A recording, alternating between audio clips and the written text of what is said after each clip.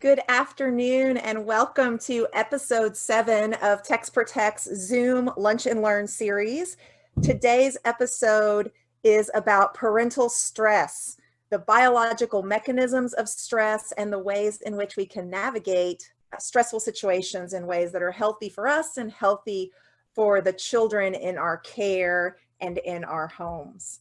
I can't imagine a topic that could be more timely with many of our families transitioning back into school after many, many months of lots and lots of time together. So we're so excited you have joined us today. My name is Jennifer Lucy. I'm the Managing Director of Programs and Policy for Text Protects. And for those of you who may be new to us, Text Protects protects Texas children from the trauma of abuse and neglect, and we do that through education, advocacy, and research.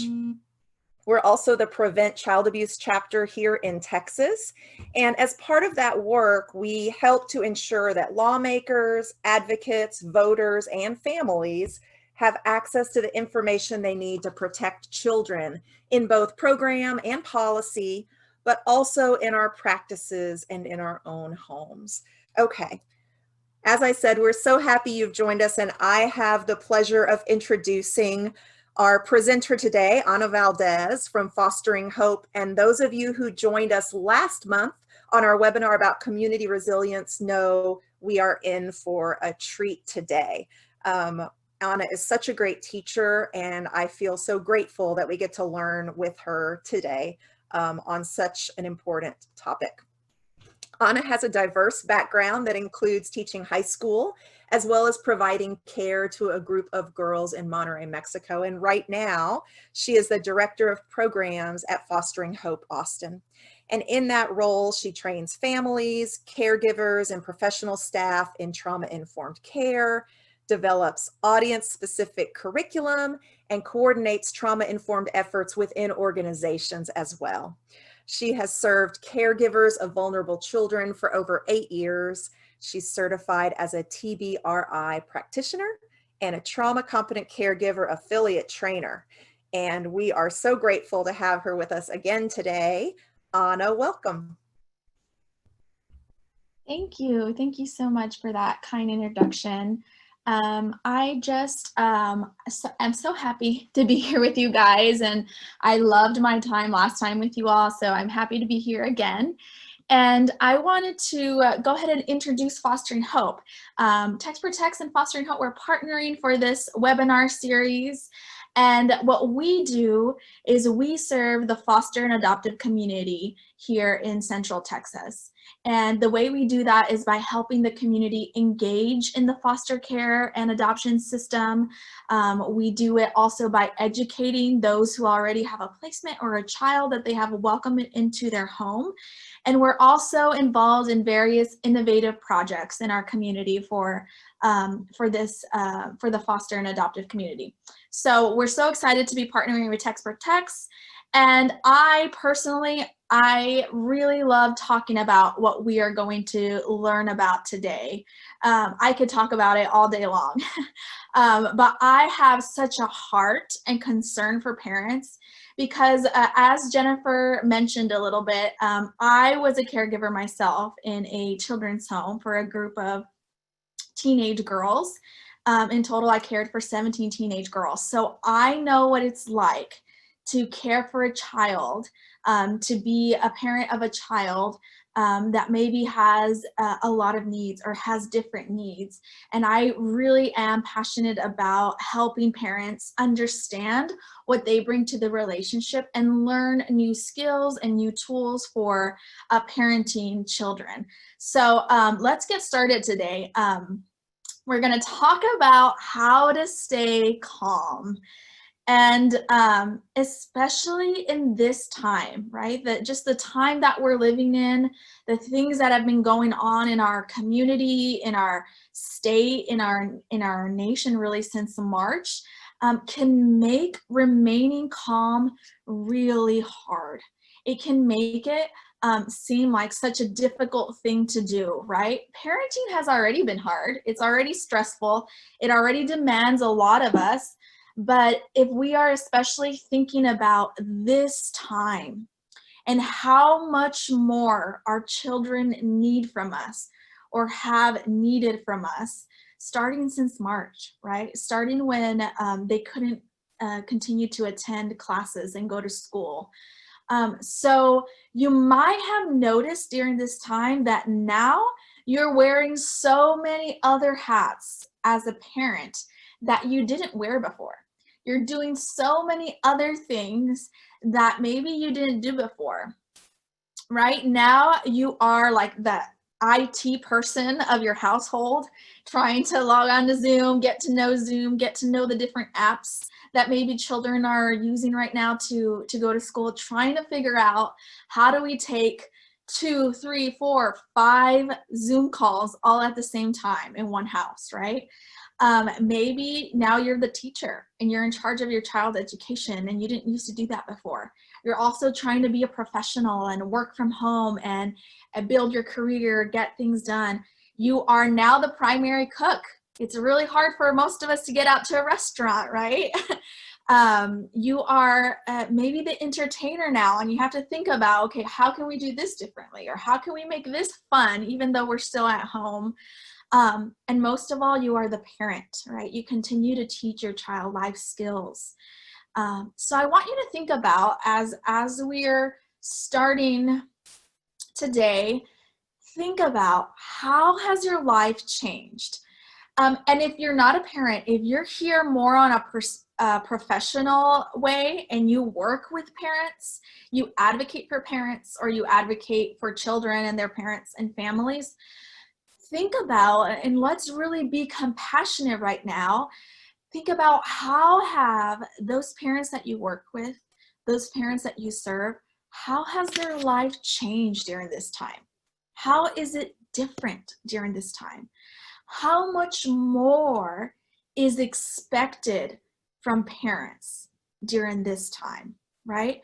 And also think about how that is going to show up later on in our community.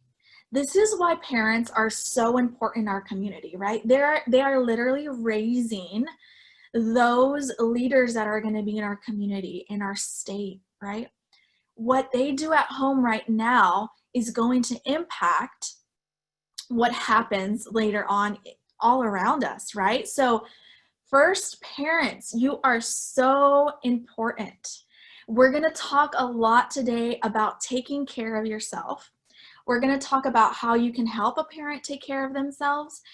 And I wanted to start off by saying you are so important. So it's important to also take care of yourself. Most parents, from my experience, I train hundreds of parents every year. Most parents have trouble taking care of themselves. It's a lot easier to do something for your child, right? Some of the things I'm going to be talking about in the second half, when we talk about more of the practical things that we can do every day, you're gonna probably say, well, that's really hard. How am I gonna find time to do that? How am I gonna find space to do that? And what I have found is that most parents are so good at doing things for their kids. But when it comes to us, right, doing something for ourselves, for our health, that gets really hard for us.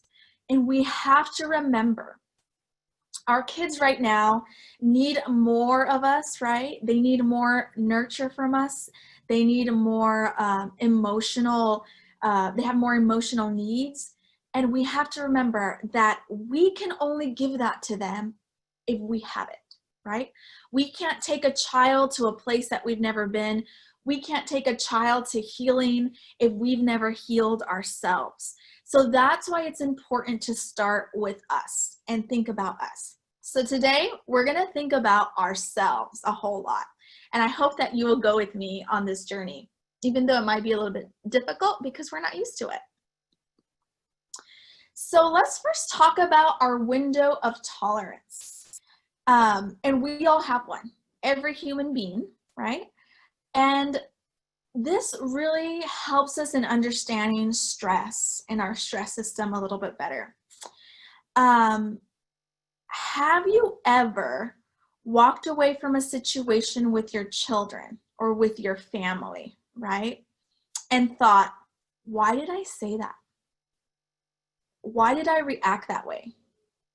Why did that bother me so much? That should have gone better. I should have done a better job. That I don't understand why I responded that way.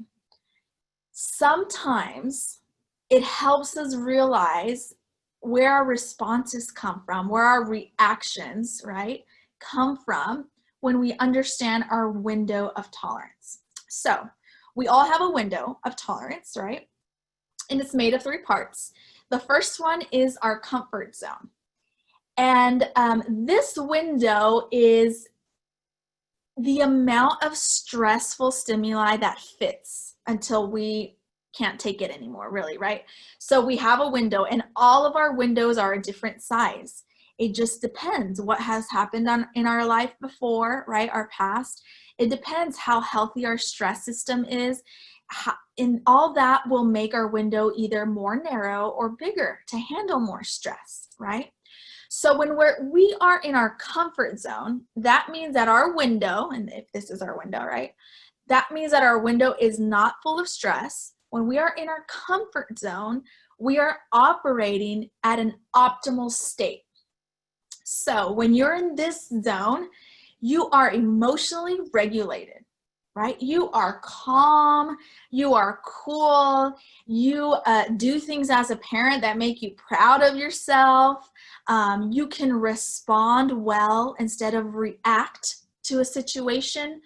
It's easy for you to connect with your family and your children. You're very present. You can laugh and play and think creatively for your family and to meet the needs of your family, right? That is when you are operating in your comfort zone. But when stress fills up this window, right? It's kind of like a dynamite, right? We get full, we get full, we get full, we get full, and then we are at the brink, we are at the edge, and it's kind of a little bit like an explosion happens in our stress system. And 2 things can happen. We can either go into the hyper aroused state that you see there at the top, or we can go to the hypo aroused state. And those will look very differently. So when your comfort zone gets full with stress, right? And think about the things that are going on right now. Now you have to do school at home. That's a little full. Now you have to think about your stay at home and not be able to go and see friends and family. That gets a little full. You're worried about maybe financial situations. That gets a little full. You're worried about your family's health. That gets a little full. You're worried about your job and whether you're going to have it long term. Can you see how our window can quickly get full during the time that we're living in now, during a pandemic, right? On top of that, we have all the other parenting stressors. Is my child doing well? Am I giving my child what I need, right? So you can see quickly how that window can get full and push us out to react in a way that we don't want to react. So our window's full, and then something else comes in, right? You get worried about one more thing, you get stressed about one more thing, and you get pushed out. So if you go into the hyper aroused mode, this looks like the flight and the fight response, right? So this is a person that gets anxiety, that gets overwhelmed. And what that looks like as a parent is you become very rigid in wanting control, right? We start putting a lot more rules in our house. We start being maybe suspicious about what's going on with our kids, and we just start correcting and snapping our fingers, right? Have you ever been in that mode as a parent? I know I have, right? Where you're like, don't do that, don't do that. Why are you doing that? Sit right, eat this. Like, that could look like a hyper aroused mode, right? We're not present in the moment. We're not able to respond calmly. We're not connected, right? We feel like disconnected from our family and our children. So you can go to that mode, or you can go to the hypo-aroused mode. And that is really like a freeze response. That is when you are disconnected, you're not present, you're shut down, and you're on autopilot, right? And you get things done, but you just don't even remember how you got that done, or how did that meal get made, or you're just like on autopilot, disconnected, not really aware of what's going on around you, right? This state might look like a little sadder, a little shut down, whereas the hyper state looks more like anxiety and running on overdrive a lot. So when our window gets full, and for many of us parents during this time, it might be full. Our window might be full, right? A pandemic will definitely stress us out. Having to think creatively about what are we going to do for school, or what are we going to do for celebrating a birthday during this time when we can't gather, like that could very much fill up our window of tolerance and get us out of our comfort zone. So begin to think, which one do I usually go to? And you can go to either one, but when is this starting to creep up, right? What happens to me when I feel this happening, as far as like, what does my body say, right? What does my body tell me? So you can begin to notice when your window of tolerance is starting to get full. So this is what parent stress and anxiety can look like. And I just want to mention here that if you have struggled with anxiety, depression, or any of these things here on the list on the past, and you have been on a healing journey and you got a lot better, because of everything that's going on right now and all the stress that we are experiencing, you might begin to struggle with these things again, even though you have come to some level of healing with them. And that's okay. That's pretty typical. So parent stress and anxiety looks like overeating or undereating. It can look like it. Over worrying, right? Losing sleep because you're worried. In order for you to fall asleep, you need to be in that comfort zone. You need to be able to calm down. So if we are constantly on that hypo, and then we try to fall asleep at night, it's going to be really difficult. If our stress is full, right? Our window of stress is full, our window of tolerance is full, and you're trying to relax and fall asleep, it probably won't happen. We have to find ways to get back in that comfort zone in order for you to relax and fall asleep. It also looks like living in the future or past state of fear, right? So either thinking about the what ifs, like what if this happens? What if someone gets sick? What if my child can't handle going back to school? What if I lose my job, right? All that is a what if state. Or it can happen that you live in the past state, like, well, last time he couldn't go to school, he didn't do very well. So what if that happens again? You see how they're very interconnected? You either live in the past or you live in the present or the future, right? There's three ways. And then the stress tells our muscles how to react. So you might start feeling like tension. You might even wake up, like if you got a good night's rest one day and then you wake up a little bit like sore from your back or sore from your muscles, you were probably living with tension for quite a while. This constant stress can become toxic. So we're going to talk a lot about how not to let it become that here in the second half. It will drive us into isolation and perpetuated anxiety behaviors. So when we start feeling this way, where we're either hypo or hyper out of our window, we're going to want to be alone a little bit more, because remember, that makes us disconnected. And what is really hard about that during this time is the fact that we can't really gather with our friends or our family as much as we used to can actually be driving this. So we need to be very conscious and very intentional about how we're continuing to connect with people that are important to us. So when you have those reactions, we started talking about, right, those reactions that we sometimes have, like where we ask ourselves, how did that just happen? How did I just say that? Why did I just say that? How did that come out of my mouth? I didn't mean to yell, right? Ask yourself, am I really an angry parent? Before you beat yourself up, don't beat yourself up before you feel really guilty. Ask yourself, am I really an angry parent, or do I have an unmet need? Do I need to do something in order to return to my comfort zone, right? In order to return to my optimal state of functioning. And, you know, sometimes we talk about self-care and we talk about things that are maybe a little bit easier that we know very well, right? Like drink water, take a bubble bath.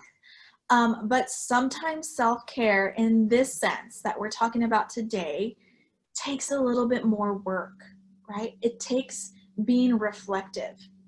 It takes having maybe intentional conversations with your spouse or your best friend or someone you trust about, am I really angry?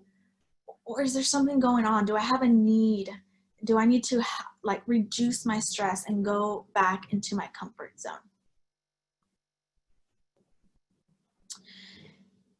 And the truth is that sometimes parents flip their lid too.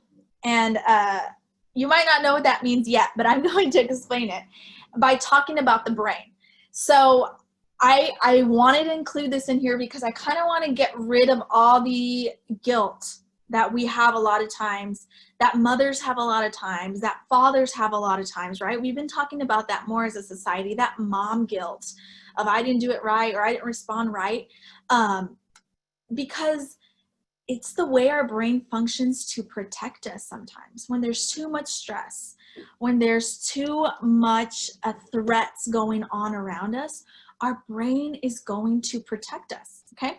So let me explain just two different parts of the brain. We're not gonna go into all these parts or go really deep into this, but if you look at this prefrontal lobe, and this is a side view of a brain. So if it were my brain, it would fit like this. This is the view that we're looking at. This is the frontal lobe. And down here right by the brainstem is the amygdala. And the amygdala is our alarm center. This is the part of the brain that protects us when there's a threat, protects us when we're scared, and it comes, when it's activated, it comes with big emotions. It comes with a lot of emotional material because it's telling you, hey, something's not right, protect yourself, protect yourself.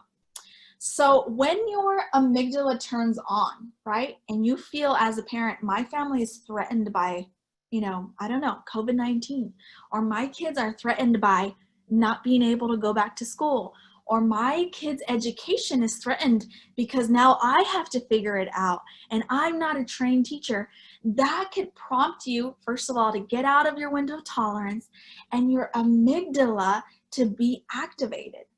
And now you're in like fear response mode. What do I do? What do I do? And when you're in a fear mode, you can only fight, you can flee, or you can freeze. Right? And we talked about what those behaviors look like, right? That parent stress and that parent anxiety and what that might look like.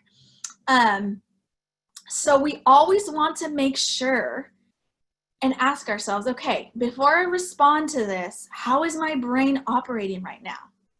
Am I operating with my lid flipped, right? And I'll give you an easy way, and this is great, by the way, to explain to your children as well. It's a real clear hand model of the brain, right? This is our brain. When I do this, this is our brain, and it's the side view that you're looking at there. These four fingers are that prefrontal lobe, prefrontal cortex, the frontal lobe. With the frontal lobe, we can think about our future and plan for it. This is our executive functioning. This is our logic. This is how we learn, right? If we need to learn at school. All this all this juicy goodness happens with our prefrontal cortex, this frontal lobe. This is your amygdala right here, right? And when this is on, this is that fight, flight, or freeze mode. So what we want is we want our brains to respond, especially when we're responding as a parent, right, to our kids' needs, to our children's needs. We want our brain to respond this way. But when our lid is flipped, that means we're in fear mode, we feel threatened, we're not in our window of tolerance, our lid will flip and this will be activated.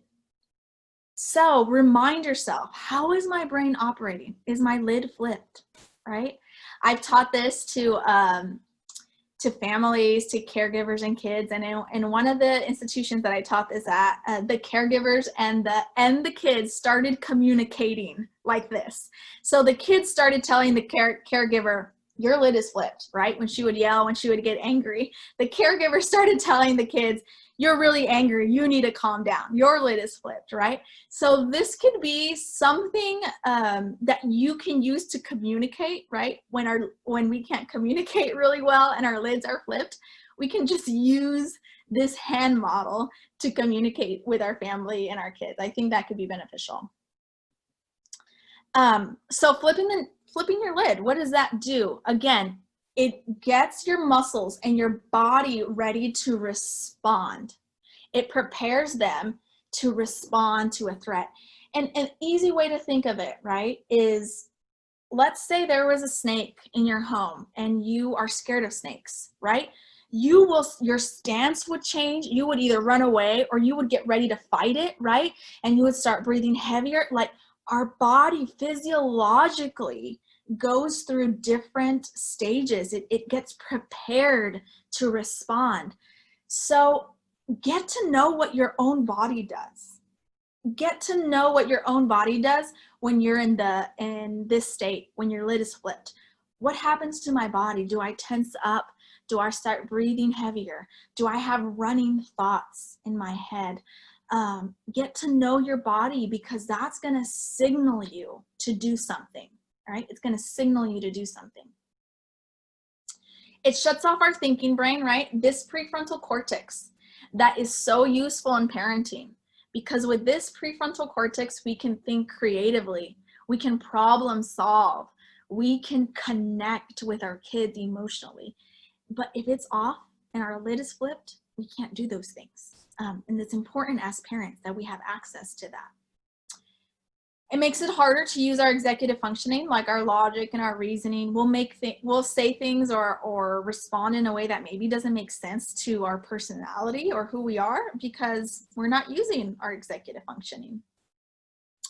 And if your lid is flipped, you cannot meet the needs of others. That's really important.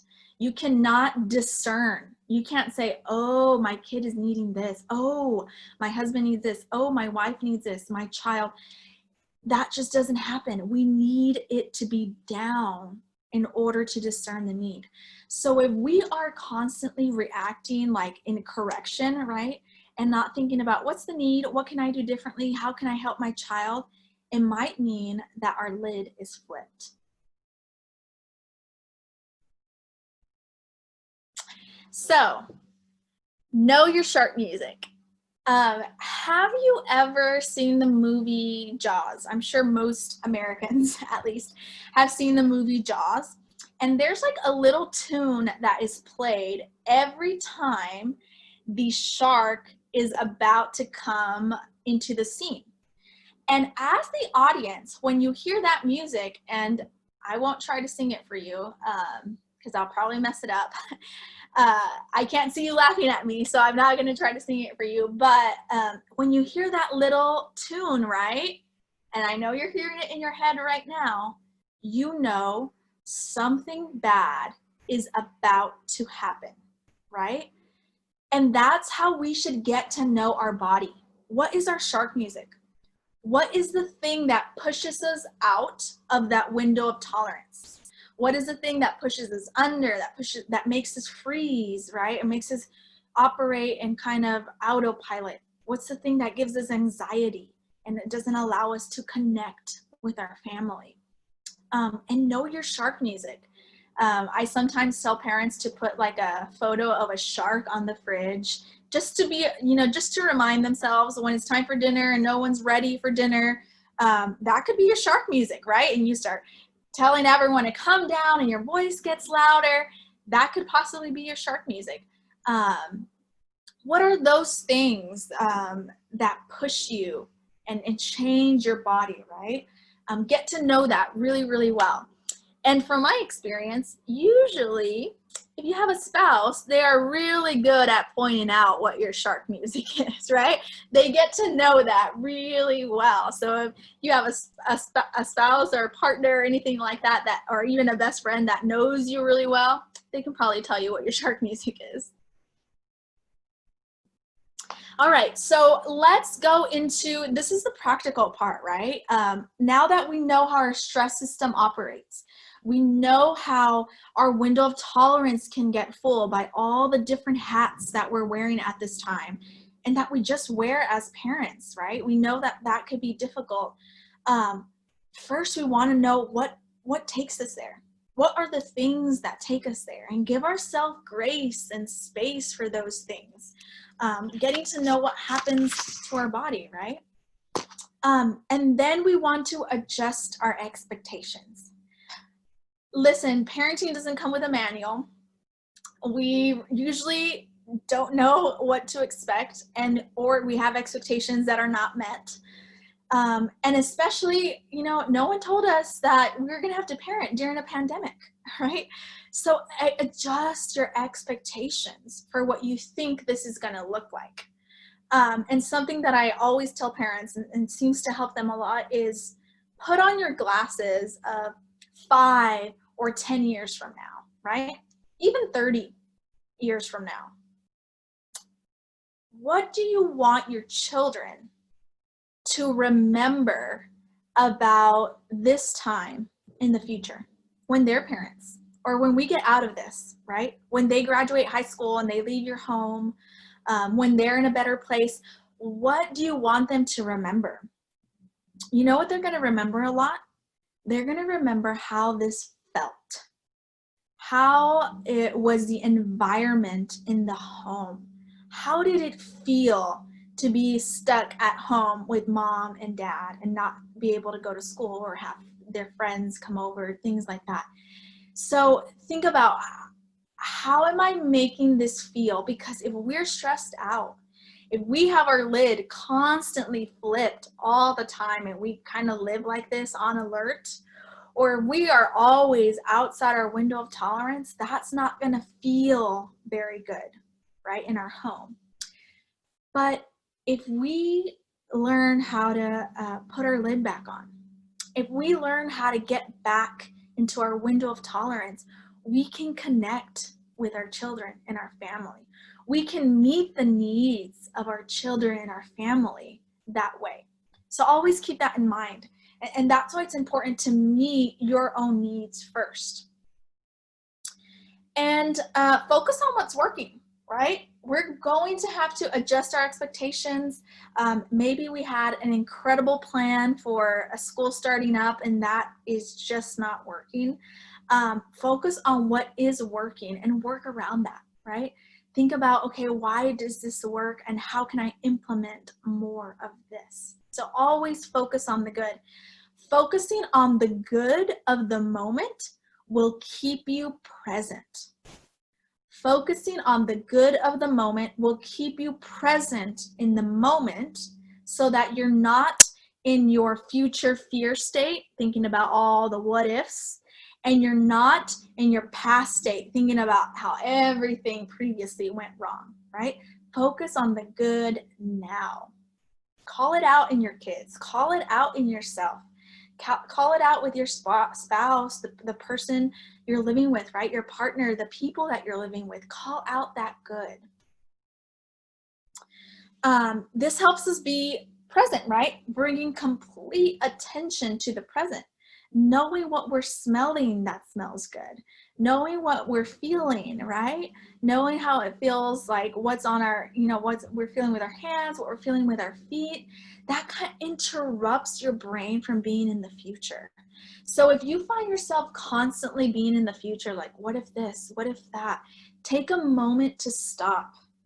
Take a moment to breathe, and even answering simple questions like, what am I seeing? I see my wall, and I see the photo of my family on that wall. I see that pretty color.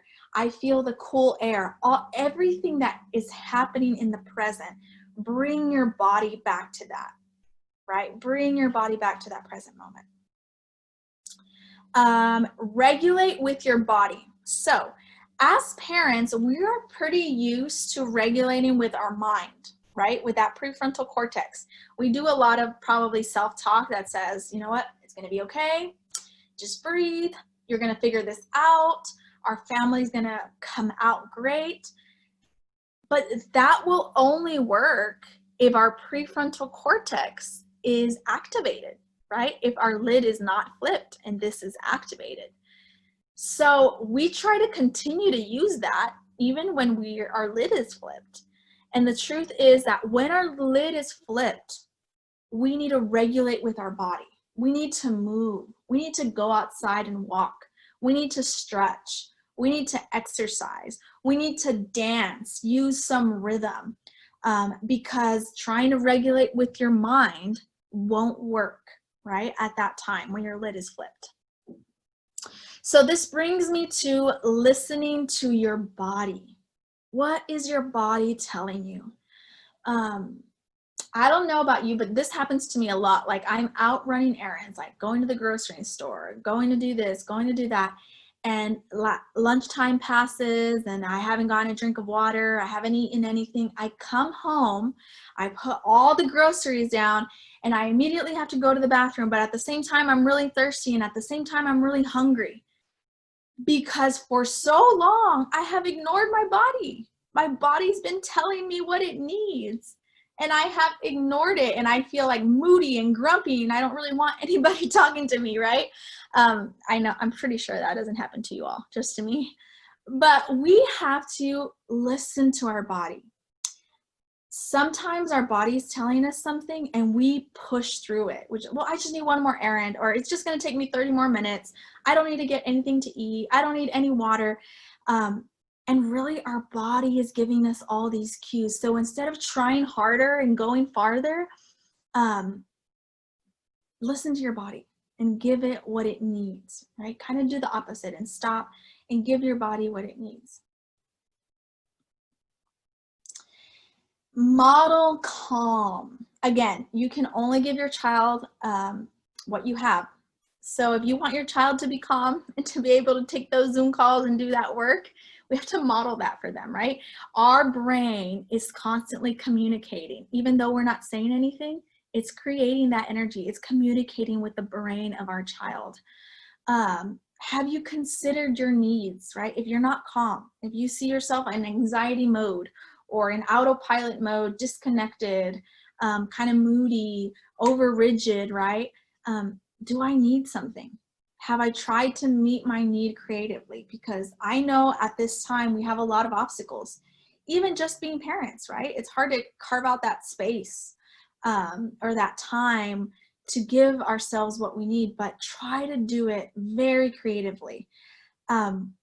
We are so good at this for our kids.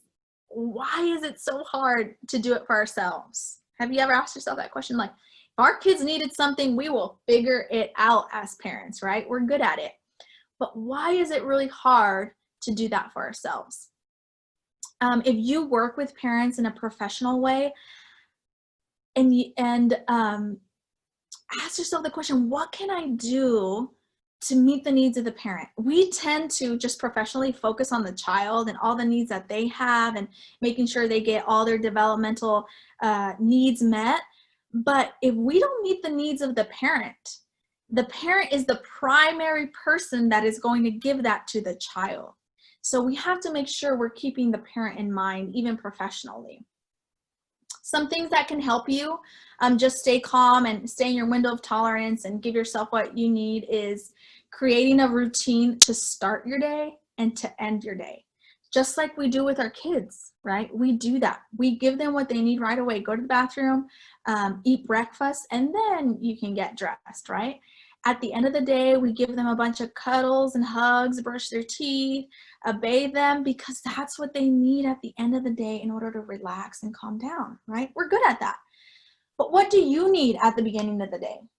Do you need to wake up 5 minutes before your kids need to be up and then run around and try to get everybody ready? Or do you need something before that, right? What do you need at your end of the day to get back into your optimal zone and to be able to relax?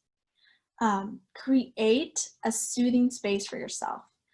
Where is one little tiny corner in your home where you can sit on your favorite chair and just breathe? Where you can sit on your favorite pillow, use your favorite blanket, and maybe you do that as part of your start of the day. Maybe you do that as part of the end of the day. Or when you're getting ready to have a difficult conversation with one of your children, maybe you just go there to kind of check in, make sure you're in your optimal zone to be able to have that difficult conversation. Where is that space for you? Do you have that? And if you don't, how can you create it with all the limitations, right? Is there a little corner, a little something that, a little candle, whatever it is that makes you feel like I can do this? Maybe it's for some of you, it's calling someone, right? That really helps you get through the tough times. And to end, we're about to end here, but I just wanted to end by saying we can try to do every best parenting strategy. We can try to stay in our window of tolerance as much as we can, but as you know, in my experience, we are still going to mess up because we're human, and that's okay. You are still a good parent. In fact, research shows us that for kids, it's better to have a parent that messes up and then fixes that mess than to have a perfect parent.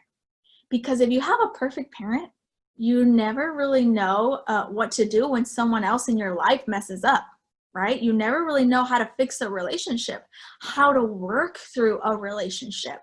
So when we mess up, it's really okay. Our kids are still learning from it. Our kids are still benefiting from it.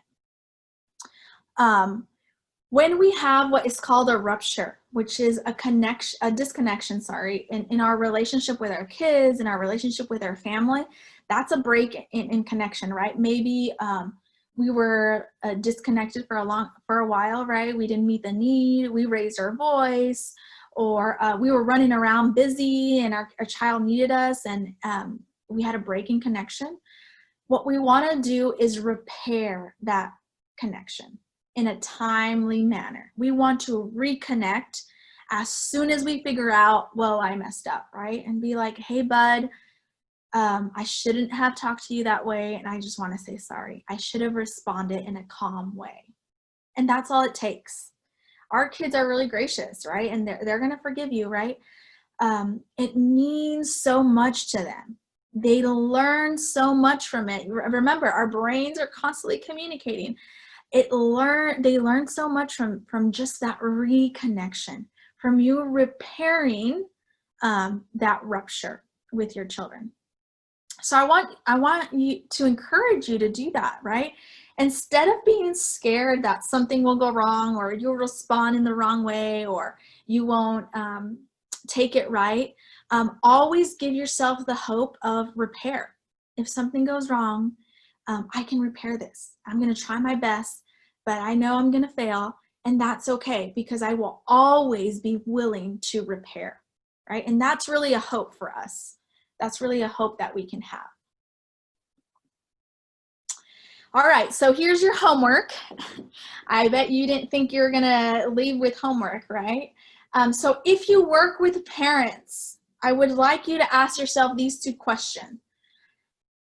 What brings this parent back to their comfort zone? And how can I help them return?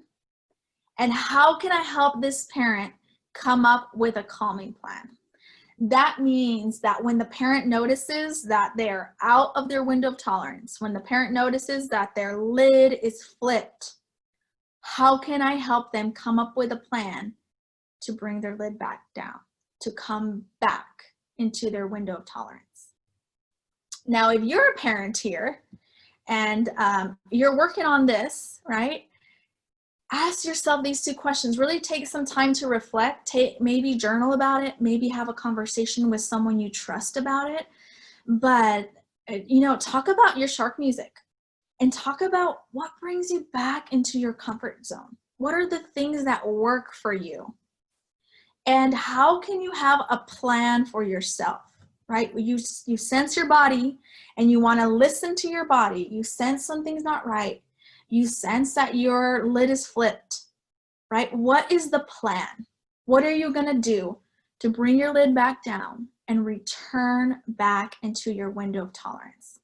I really encourage you to reflect on this, to be kind of an investigator of yourself, and be mindful of what are these things, how do they impact me, and what can I do when my body and when I need something.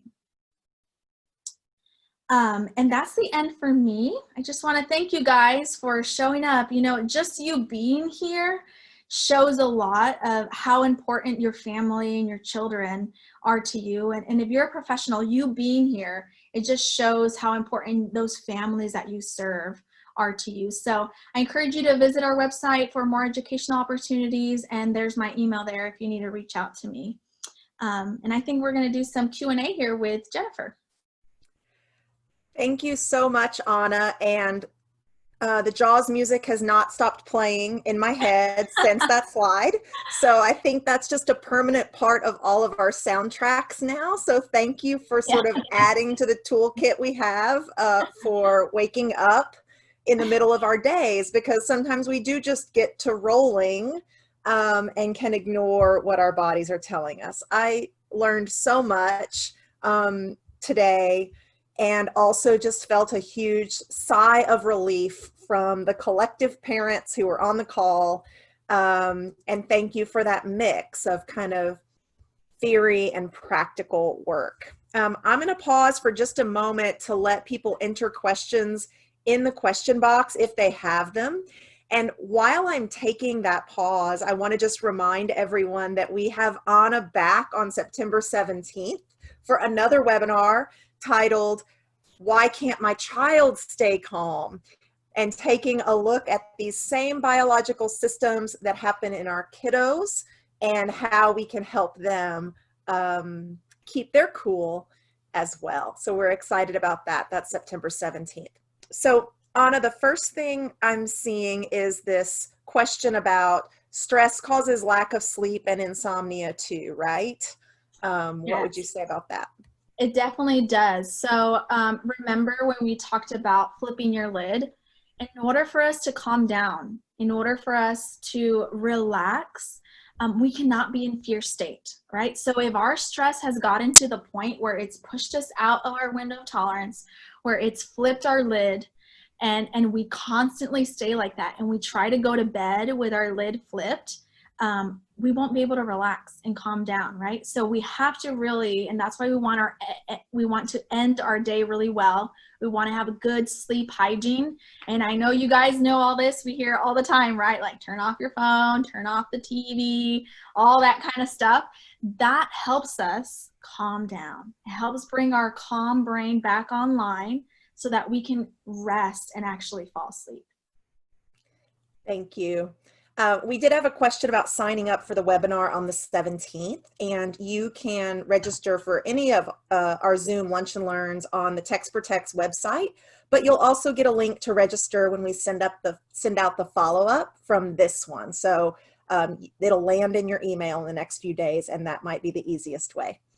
And the next question I see is a really good one, I think, and it's about suggestions for advocates who are working with parents but don't have children of their own, and how to sort of be an effective communicator and trusted voice to those parents without that personal experience of your own. Yeah, I think that's a really good question. And I think understanding the stress system is going to help you a lot, right? So I would ask myself questions like, when the parent comes into my office, into my space, depending on what your interaction is with the parent, when I'm getting ready to meet with the parent or serve the parent, or they come into our program, how is the parent operating? And what I would do, instead of trying to figure out, is the parent okay or is their lid flipped, I would just put strategies as part of our process, right? So every time a parent comes in, or every time I talk to a parent, whatever it is, some things that I can do to help them calm down. So my lobby, if they wait in the lobby, which I feel like a lot of people don't wait in lobbies anymore, but my lobby will be a calming space, right? I might offer the parent something to eat, a snack or water before I meet with them. I might make sure, if I'm meeting through Zoom, that the parent knows exactly what's going to happen beforehand, right? If we've never met before, I might send the parent like a picture of myself and say, hey, I am this person and I'm going to be meeting with you. Because we don't want the parent to feel, sometimes when they're interacting with professionals, they'll get nervous or they'll get scared, and we need to talk to them and tell them something really important, or teach them something really important. But we have parents with their fear brain now because they don't know what to expect, or things are not going well and they're a little bit threatened by us. But what we need is parents with their lid down so they can participate well, so they can learn well. So all the strategies that we're telling parents to implement, be very creative of how can I implement that before I meet with this parent, or even in my program as a whole. And I think that would be helpful. Well, Anna, I have a question if we have a couple more minutes. I know I appreciate the homework. I think that's really important for us to sort of take this to the next level and figure out what it looks like in our own lives. And I wonder if you could share a few diverse examples of things that people sort of use as part of their calming toolkit. And I know, I hear a lot of things in the context of self-care that are not like it for me personally, like a manicure, let's say, is just not what works for me. And also maybe not something we can use like in a stressful moment. Like if it's Saturday and I'm by myself, I have a really long list of options. But if I'm in the car with the kids and it's a stressful moment right now, what are some of the things you've heard from folks that work, just to give a sense of the spectrum? Yeah, that's a really good question. Something that has worked for a lot of parents, and they do a lot, is a mantra, right? What is your parenting mantra? Because something that helps us regulate is rhythm and repetition. So a mantra seems to be repetitive, and it also has some sort of rhythm, right? So, anything from I'm the bigger, better, kinder person. I'm the bigger, better, kinder person. And we repeat that and we start regulating ourselves. So mantras are really big that we can use on the spot. Another thing is also teaching your kids, right? Having a plan with your kids, right? Teaching them, like, if we're in the middle of a discussion, you know what, both of us are with our lids flipped, we're going to need to take some time first. Even if we're in the car, like, maybe we turn on some music and just be quiet for a little while. Maybe you put on your headphones, right? Whatever it might be, to kind of get us back to our lid on. And then we can have this conversation in a more reasonable way, right? Because many times we try to reason with our kids and we're both like this. There's no way we can reason with them. So, it just depends. It's about being very creative and what works for your family. And what I don't want you all to miss is the prep work, right? The reason why we use self-care, the reason why I'm going to use a soothing space, the reason why I'm going to have a routine in the morning, a routine to calm down, is because I want to give myself everything that I need to make sure that window of tolerance is not full as I'm approaching the day and starting to do these difficult things. So it's really hard to talk about in the moment, but what are we doing even before so that we don't get in that moment? And I would just encourage you to explore that. That's great. Let me check the Q&A to make sure I didn't miss anything.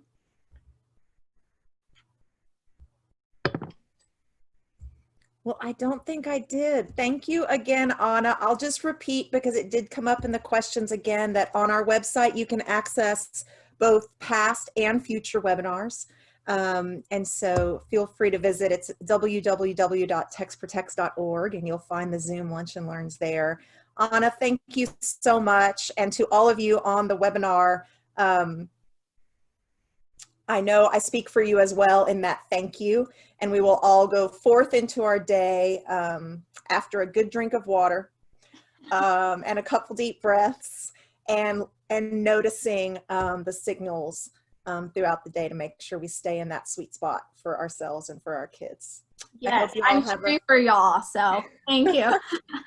Everyone have a fabulous day. Thank you for joining us. Thank you, Anna. Bye-bye. Bye.